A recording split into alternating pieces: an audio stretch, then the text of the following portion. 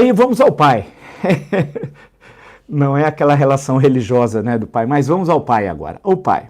Bolsonaro, no sábado, estava no Rio Grande do Sul. Estava lá, tinha uma comemoração da Batalha do Tuiuti, que ele nem sabe onde foi. Nem sabe onde foi. Ele nem sabe o que é Tuiuti, 24 de maio de 1866.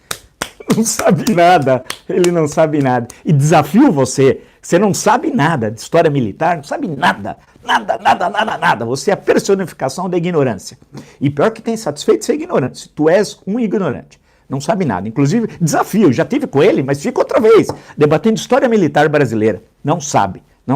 Bem, ele estava lá, tal, era questão de Tuiuti, Guerra do Paraguai, 1806. Bem, aí ele disse o seguinte, e eu faço questão de ler, olha o que ele disse, ele sonha em ser ditador, e não será, mas sonha em ser ditador, não será porque nós vamos resistir e ganhar com o Estado Democrático de Direito. Ele diz o seguinte, abre aspas, precisamos mais que um parlamento, ele fala muito mal, né? Desculpe, eu sou obrigado a ler literalmente ele numa pessoa que não domina a língua de Camões. Bem, precisamos mais que um parlamento, o povo ao nosso lado, para que possamos impor uma política que reflita em paz e alegria para todos nós. Eu tento interpretar, né? Porque ele não fala português. Ele diz que mais importante que o parlamento é o povo. Ou seja, ele quer ter uma relação direta, algo que eu fui um dos primeiros, se não o primeiro a dizer. Isso é típica concepção fascista. A relação do líder, do condottiere, com a massa, com o povo, sem passar por nenhuma mediação do Estado Democrático de Direito, como por exemplo, mas não só, mas como por exemplo o parlamento. Então, claramente é uma visão de mundo autoritário. O fantasma do autoritarismo ronda novamente o Brasil. Exemplo, 2 pontos, Jair Bolsonaro. Ele tem que ter responsabilidade pelo que fala. Ele não é um adolescente irresponsável. Ele é o presidente da República e até hoje não entendeu. Ele acha que é um deputado do baixo clero, como ele foi durante 28 anos. Não foi relator de nada. E não trabalhou durante 28 anos. E mais 2 como vereador, 30, igual Lula. Lula, 1972, 2002, quando foi eleito presidente, ficou 30 anos sem trabalhar. Os dois são iguaizinhos. Não trabalham, não gostam do ofício. É só levantar uma carteira profissional para o Bolsonaro, ele dispara, assim como para o Lula. São iguais, é aquela questão. Os extremos se comunicam, né? Infelizmente. Bem, esse senhor então disse isso aqui é ditadura que ele quer. Ele não quer parlamento, ele quer contato direto com o povo. Registre, vamos guardar isso e tal. Mas aí ele disse no mesmo dia, veja que as coisas não estão soltas, eu estou citando o jornal Folha de São Paulo do último domingo, né? Ele disse o seguinte aqui, essa não é fácil, é incrível que ele disse isso. Isso aqui é o Coronel Chaves, isso aqui é chavismo, olha o que ele disse. Abre aspas, nossa vida tem valor, mas tem algo com muito mais valoroso do que nossa vida, que é a nossa liberdade.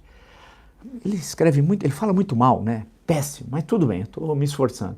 Além das Forças Armadas, defendo o armamento individual para o nosso povo, para que tentações não passem na cabeça de governantes para assumir o poder de forma absoluta.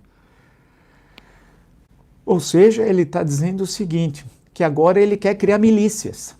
É o bolivarianismo. É a nova versão do bolsonarismo, vírgula, o bolivarianismo. É inacreditável. Ele disse isso. Isso daqui é Venezuela. Ué, quer dizer que agora, se o PT queria transformar o Brasil na Venezuela, quer dizer que o Bolsonaro também quer? É bolivarianismo isso daqui. Ele quer criar milícias. Nós sabemos a importância por qualquer Estado, né, do monopólio da força por parte das Forças Armadas. Ele não. Ele quer o armamento individual para que tentações não passem pela cabeça de governantes.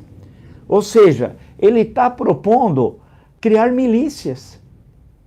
Eu não sei se é a influência do Rio de Janeiro, tantos anos lá, os seus filhos, né? A ligação com aquele pessoal, mas ele está querendo criar milícias bolsonaristas. Está aqui, ó. E ninguém fala nada. Há um certo silêncio no mundo político, não sei se é medo. Bem, de alguns jornalistas, são todos, grande parte, chapa branca, né? Que nós sabemos, aqueles que têm sempre de se ajoelhar ao poder em troca de alguma coisa, muitos em troca de alguma coisa, mas é uma coisa lamentável, né? E mais do que lamentável, perigosa. Bolsonaro é um perigo para o Brasil. Ele fala sem responsabilidade. E fala muito pouco, são falas muito curtas, porque ele tem um conhecimento restrito, sempre digo, o vocabulário deve ter 500 palavras dele. E é importante, ele está propondo na prática armar a população para evitar golpes de Estado. Mas então é também para dar golpe de Estado. Perigoso, registra. Bem, e sempre estigmatizando o Congresso Nacional. E muita gente entra, inclusive comentaristas ele tá fazendo com que o executivo seja bom e o mal, que a relação dele é binária, a relação mais primária, né? Que muitos entram. E o mal está desse lado. Ele não consegue ver que você tem uma complexidade nas leituras de mundo e nas relações políticas e tal, mas ele vê tudo de forma binária, né? É o máximo que ele consegue abstrair dentro de um conhecimento muito primário que ele tem das coisas. E sempre ele estigmatiza o Congresso Nacional, a Casa do Povo, a Câmara dos Deputados, onde é o debate. Lembrar que a mesma urna que o elegeu os deputados federais e senadores. E lembre-se de uma coisa importante que eu sempre falei.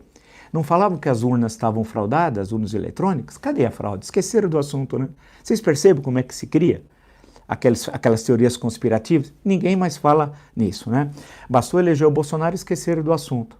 Né? Então não é por aí. Eu acho que o Bolsonaro tem de ser controlado pelos ministros e pelas instituições do Estado Democrático de Direito. Ele é um perigo, ele é uma espécie ali de bomba ambulante e tal, pronta a explodir a democracia brasileira, mas não conseguirá. Nós temos de ficar muito presente. Ele coloca em risco as nossas instituições.